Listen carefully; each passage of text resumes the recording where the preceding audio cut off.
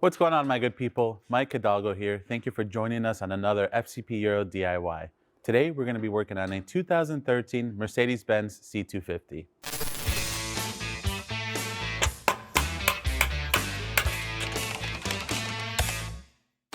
Today on the C250 behind me, we're going to be replacing the valve cover gasket. This DIY is going to be applicable to your C250 from 2012 to 2015, as well as your SLK250 from 2012 to 2015.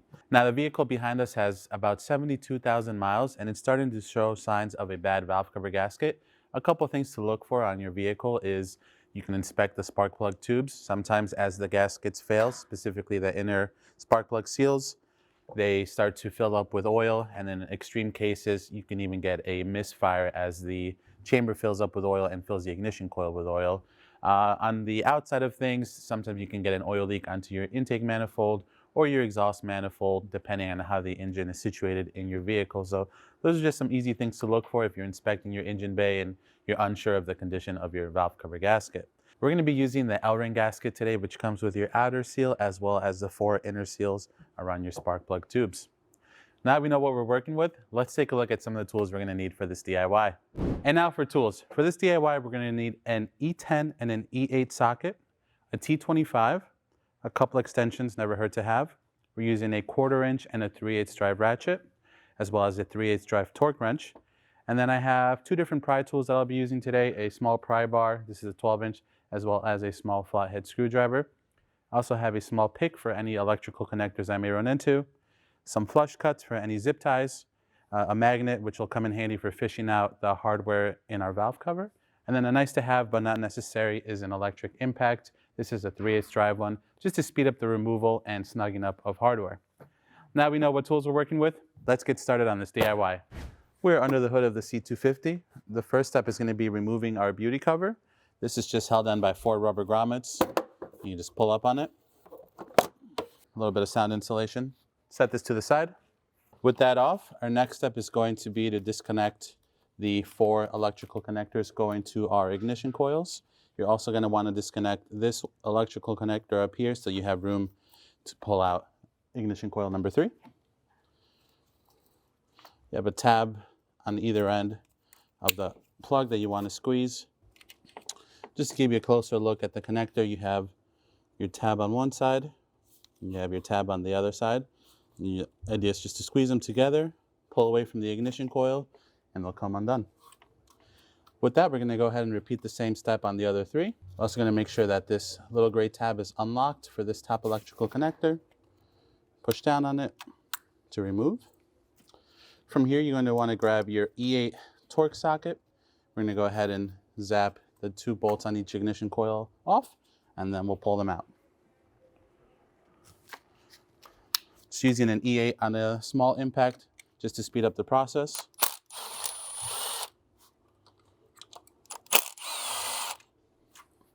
With both of those screws undone,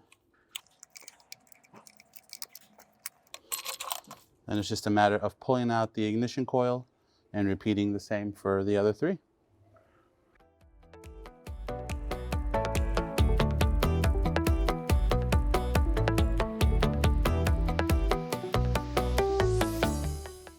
Now we have our ignition coils removed, and the next step is going to be to free up this harness and anything else that may be hindering our removal of the valve cover.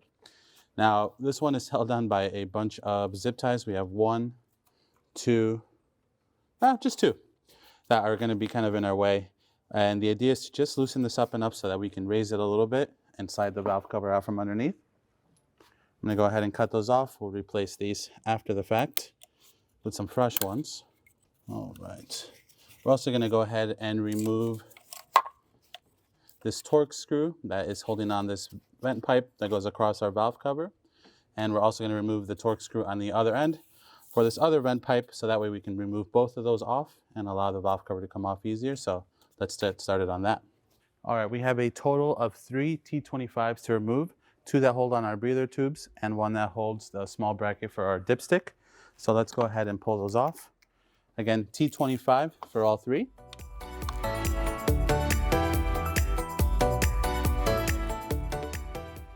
Just note, this really long one is going to go with your smaller breather tube that goes across the valve cover, as it needs to be able to reach into the valve cover.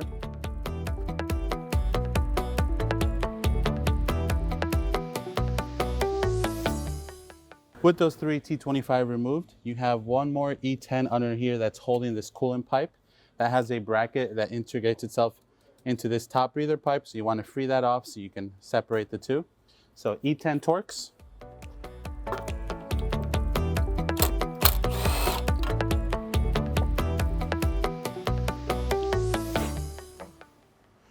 And now with those off, you should have enough play to pull this out. Once you pop that off, you can leave the two brackets joined together and just let them kind of rest to the side. You'll just have to keep in mind that you're gonna have to push it back when you reconnect everything. Or if you wanted to, you can separate the two and then pull this one upwards. I'm gonna leave them connected for now. If they get in our way, we'll separate them. Next on our list is gonna be to disconnect one more electrical connector for this harness, which is below the same coolant pipe that we just worked on.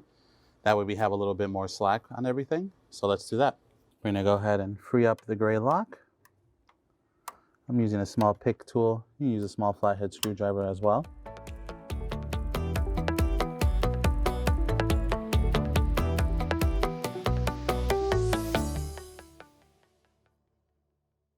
Now we undid this electrical connector. We have a lot more play in our harness. So when it comes time to remove the valve cover, we can lift it up a bit, and it also gave us access to one of our E10 bolts, which is hidden underneath the harness. So with that being said, let's go ahead and remove our hardware. We have 12 E10 Torx bolts to remove. So I'm just gonna use a E10 on my impact just to speed up the process, and then we'll go from there.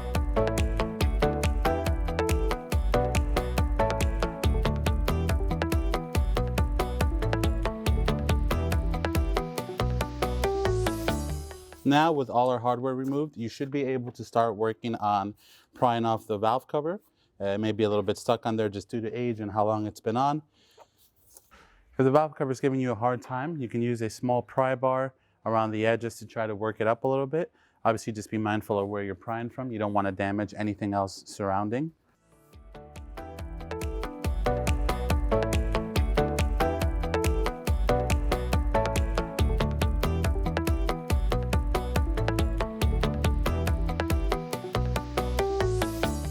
There we go, my good people. We're gonna set this over on the workbench for a moment, but let's work on cleaning up our old gasket and getting that off our cylinder head. Also, something to note, you can see a lot of moisture buildup.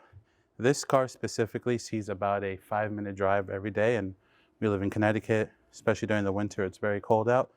It doesn't typically get to warm up. Here's all the moisture buildup from that. We had oil buildup in cylinder walls 1 and 3. We had some oil on our ignition coil, and we're starting to get some oil on our spark plugs. You can see those gaskets failed. They weren't really as stuck on, and the chambers for 1 and 3 are much darker than 2 and 4.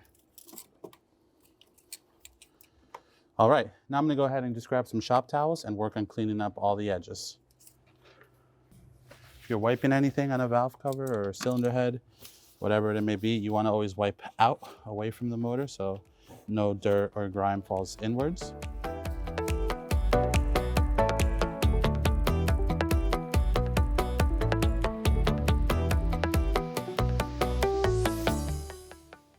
Now we have our cylinder head cleaned up and our old gasket removed. We can go ahead and prep our new valve cover gasket and situate it in our valve cover. Once we get that channeled in, we'll go ahead and reinstall this. So let's head over to the workbench and work on that. All right, at this point, we're gonna go ahead and install our new gaskets onto our valve cover.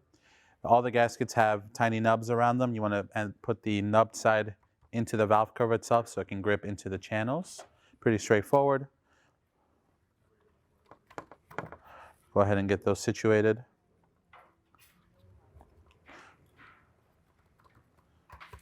You want to be mindful when you install the valve cover to keep an eye on all of these as best as you can. You want to make sure none of them drop out as you're installing it, especially when you're fighting that wiring harness.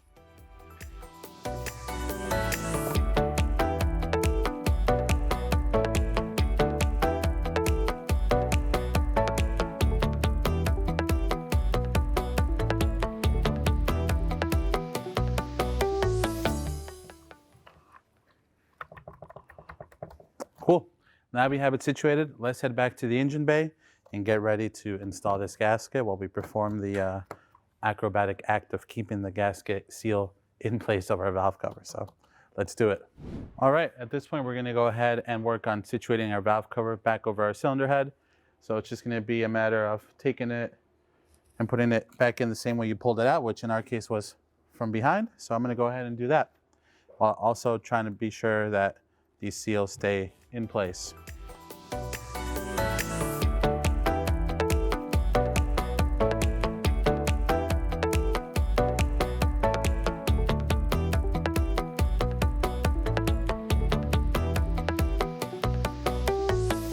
At this point, I have it pretty well situated in place.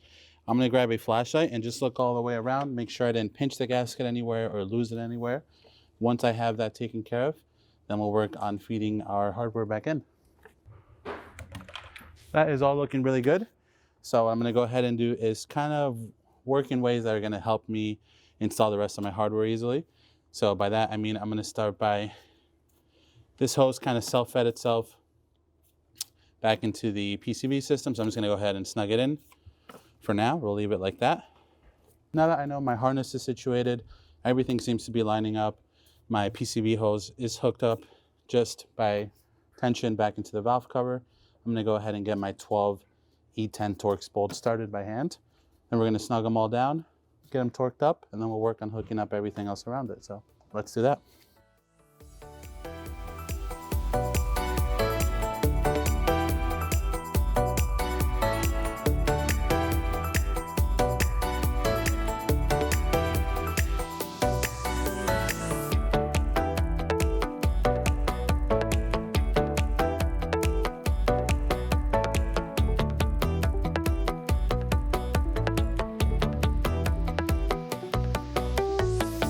Now that we have them all started by hand, I'm just gonna go ahead and give them a quick snug with the ratchet, and then we're gonna go around and torque them down. I'm gonna torque these anywhere between 8 to 10 Newton meters. It's not a lot.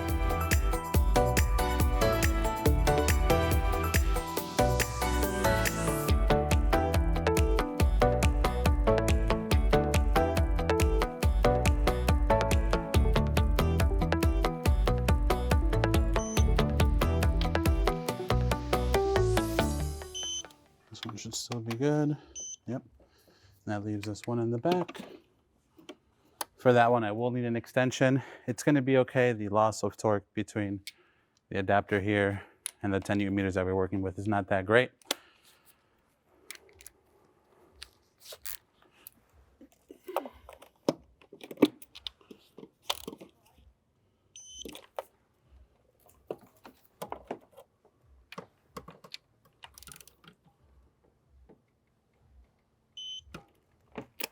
Beautiful.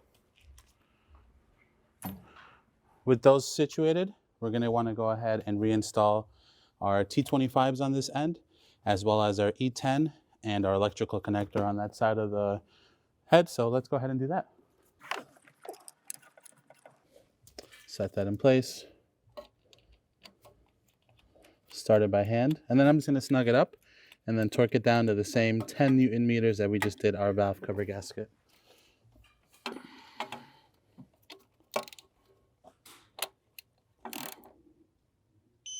Beautiful.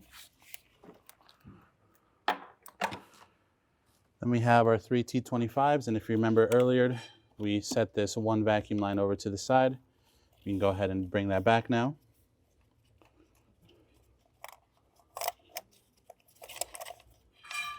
Get that situated in place. And remember, the longer T25 was for that one junction there, and your 2 shorter ones for the other 2. So again, longer T25 up top.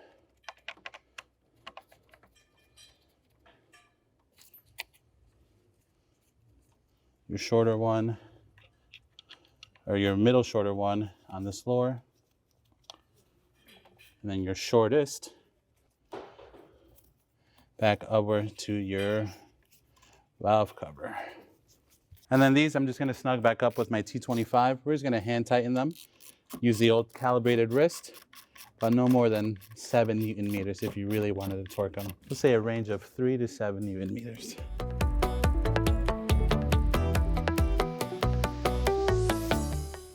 All right, those are nice and snug.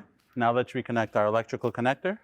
Now we're gonna take our electrical connector, feed this back in. You wanna make sure your gray tab is unlocked.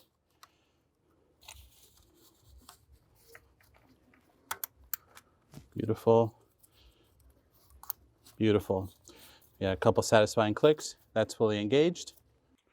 Now we're gonna go ahead and resecure our harness back to the valve cover. If you remember earlier, we had 2 zip ties on ours. We're gonna go ahead and replace those. And I just have 2 zip ties here. And right now I still have it kind of loose. I'm gonna start by feeding the zip tie first through the metal bracket where the old one was. I've bent mine so that hopefully it'll self-feed itself under the harness. Yep.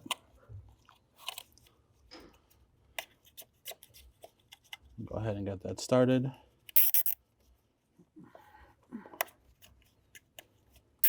Before we snug that one down, let's do the same thing with the one up top here.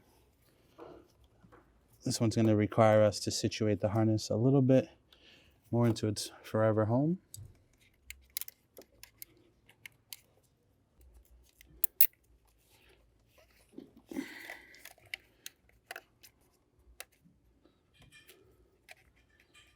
All right, now that both of our zip ties are situated, we can go ahead and put our harness back in its final resting place. Make sure everything looks good, nothing's pinched or bound up.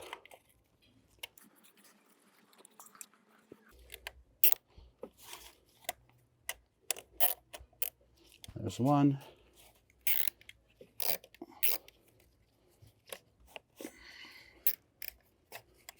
There's 2. Use some flush cuts to cut the excess off. And we're not tightening these to the point where you're squeezing the harness either. You don't want to hurt anything, simply just to keep it from dancing around. All right, at this point, we're going to go ahead and reinstall our ignition coils. I like to feed them all in by hand first.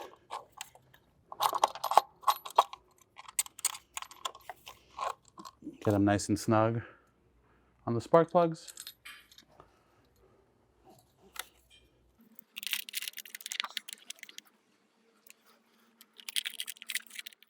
While you're at number 3, you can go ahead and reinstall your electrical connector. Beautiful. From there, we're going to grab our E8 socket and we're just going to go ahead and get them all started by hand, and then we'll snug them down.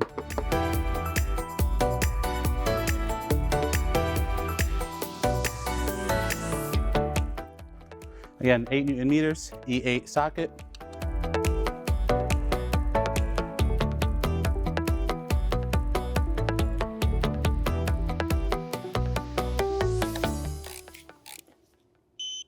Sweet.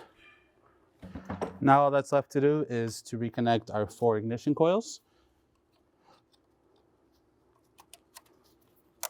Listen for that audible click.